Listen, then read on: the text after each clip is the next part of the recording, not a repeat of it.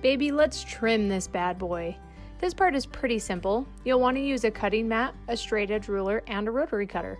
Or honestly, if you wanted to do it fast and dirty with a good old pair of scissors, that's fine too. Just cut it straight, okay?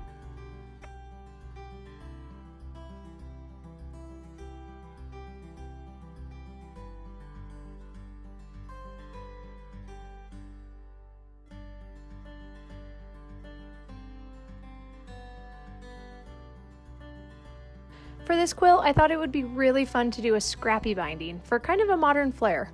I made it so that about half of the perimeter was bound in the plain gray fabric that is the same as the backing, and then the other half I found scraps of different lengths and I put them in rainbow order.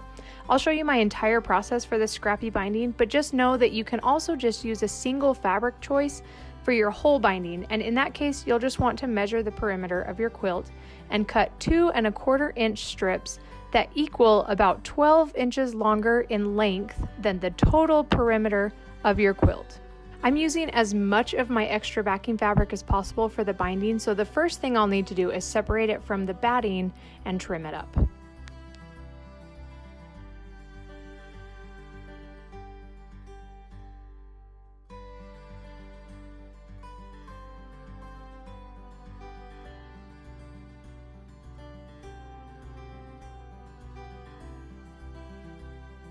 I trim all of my binding strips at 2 1/4 inches wide.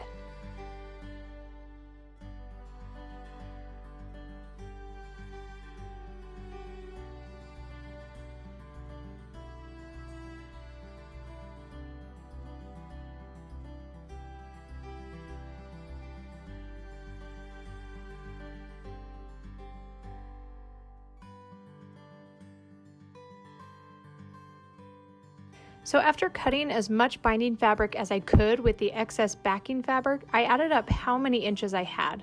Then I figured out how much binding fabric I would still need in order to cover the perimeter of my quilt.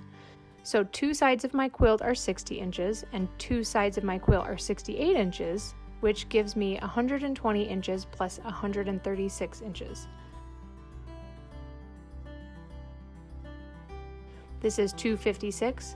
Minus the 166 inches I already have for my gray fabric, which means that I still need to find fabric of 90 inches in length. So the next thing I did was I went to my scraps from when I had pieced the blocks to see if I could salvage any of the fabric that I pulled from there. I pulled out any piece of fabric that could possibly give me a strip of fabric that would be 2 1/4 inches wide by however long the scrap happened to be. Then, after cutting the strips to 2 1/4 inches wide, I added up roughly how many more inches that would give me a binding fabric. I was very conservative with my measurements. Then I put all the fabrics into the order that I would piece them together. Of course, for me, it was a rainbow order.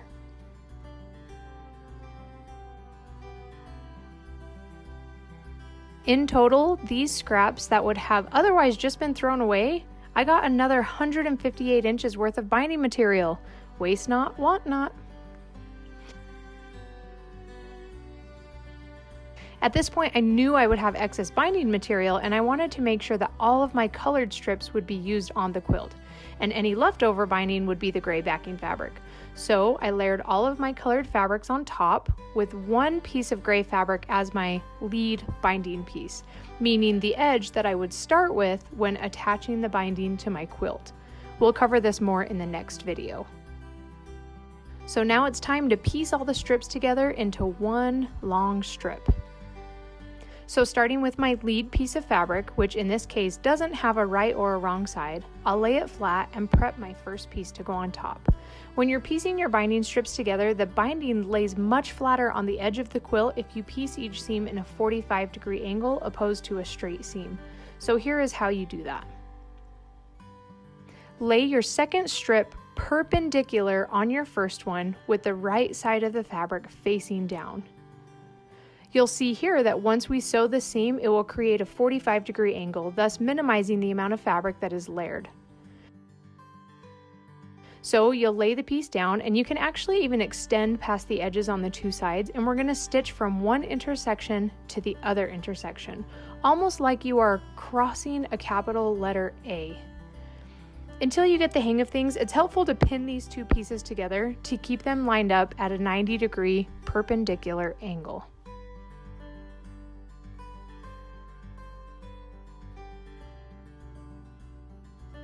Now we're going to stitch right across this line to create our 45-degree seam.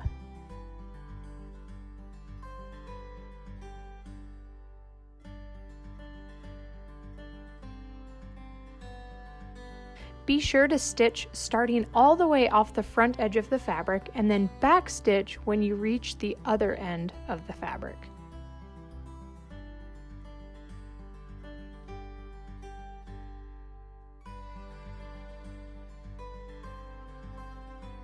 And voila! We have a beautiful 45-degree seam that will really lay nice and flat as we fold over this binding fabric on the edge of our quilt. We can then trim off the excess, quote, dog ears, leaving our normal 1/4 inch seam allowance, and add on the next piece to our long strip of binding fabric. So again, with each new piece, I'm just laying it perpendicular to the previous piece and then stitching across the two pieces at a 45-degree angle. Always double check your seam before cutting off the dog ears.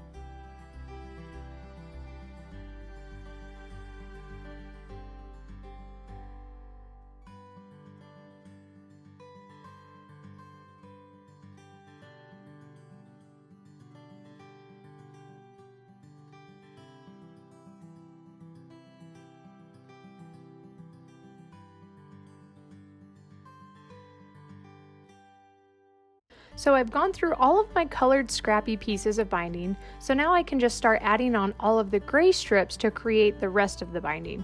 You'll probably notice that some of my 45-degree seams go in opposite directions.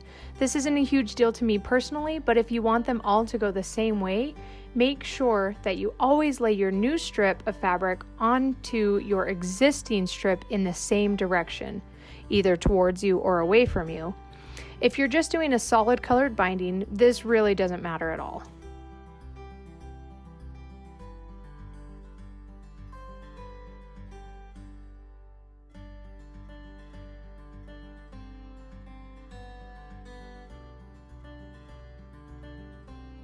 So again, I'm going to lay my next piece of binding fabric onto my existing one at a 90-degree perpendicular angle, and then stitch across it at a 45-degree angle, like I'm crossing a capital letter A.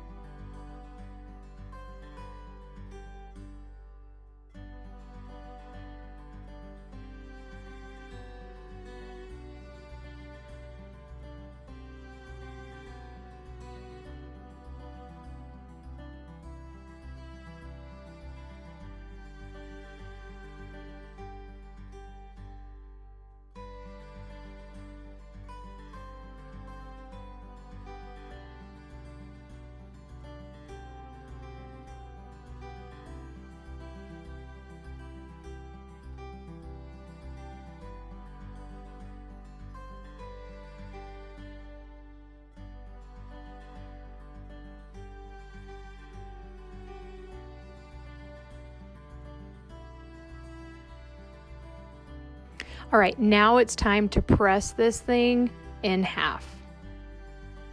When you first start pressing your fabric, find the first 45-degree seam that you stitched and make sure that you fold the fabric so that your seams are on the inside of the fold, not the outside.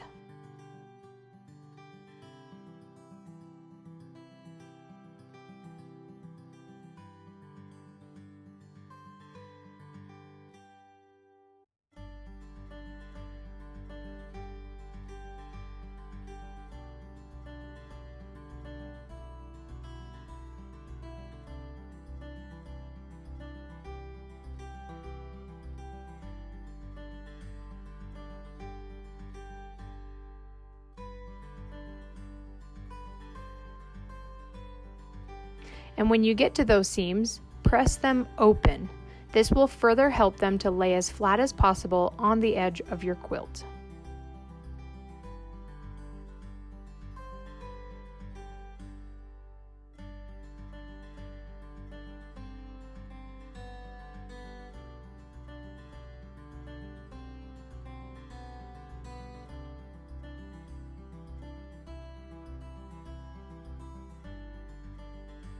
And finally, go ahead and put on some good music and jam out while you iron your 200 inches or so of one long, skinny, 2 1/4 inch wide binding fabric. In the next video, we will attach it to the quilt and get it sewn completely on.